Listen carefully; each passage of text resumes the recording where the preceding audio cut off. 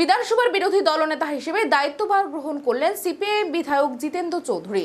এদিন বিধানসভায় তার হাতে বিরোধী দলনেতার দায়িত্বভার সম্বন্ধে অনুমতিপত্র তুলে দিলেন বিধানসভা স্পিকার বিশ্ববন্ধু সেন। এই প্রসঙ্গে অধ্যক্ষ বিশ্ববন্ধু সেন জানান, ত্রিপুরা বিধানসভার মোট সদস্য সংখ্যা 60 জন। এতদিন তীব্রমথা দল ছিল প্রধান বিরোধী দল, সেই হিসেবে সেই দলের তরফে প্রধান বিরোধী দলনেতার দায়িত্বভার সামলেছেন অনিমেষ দেববর্মা। বর্তমানে তীব্রমথা দল ভারতীয় জনতা পার্টির শরিক। স্বাভাবিকভাবেই এখন তীব্রমথা এখন শাসক পক্ষ। বর্তমানে বিধানসভা সিপিআইএম দলের রয়েছেন 10 জন। সাংবিধানিক আইন অনুযায়ী এখন ত্রিপুরায় সিপিআইএম প্রধান বিরোধী পক্ষ। সিপিএম প্রথম বিরোধী দল হওয়ায় দল থেকে জিতেন্দ্র চৌধুরীকে প্রধান বিরোধী নেতার মর্যাদা দিতে চিঠি দেওয়া হয়। এই চিঠির পরিপ্রেক্ষিতে জিতেন্দ্র চৌধুরীকে বিরোধী দলনেতা হিসেবে অনুমোদন পত্র দেওয়া হয়েছে বিধানসভা থেকে। এটা সাংবিধানিক নিয়ম। আমাদের ত্রিপুরা রাজ্যে বিধানসভার আসন আছে 7খানা। এতদিন ত্রিপুরা মথা ছিল বিরোধী দলের এবং যার নেতৃত্ব করতেন অনিমেষবাবু।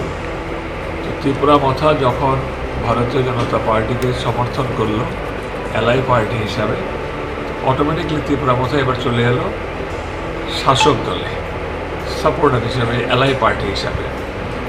তো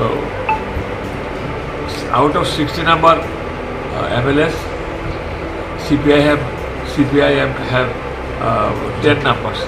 তো সাংবিধানিক নিয়ম নীতি অনুসারে CPIM এখানে বিরোধী দলের নেতৃত্বের মর্যাদা পাবেন এবং CPIM পার্টির গাইডলাইন হিসাবে ওনাদের চিঠি বলে যে ওনারা জিতেনবাবুকে বিরোধী দলের নেতৃত্ব পদে বসাতে চান, সেই মোতাবেক আমি আজকে স্বীকৃতি দিয়ে দিলাম জিতেনবাবুকে বিরোধী দলের নেতা হিসেবে এখানে ওনার ভূমিকা পালন করবে।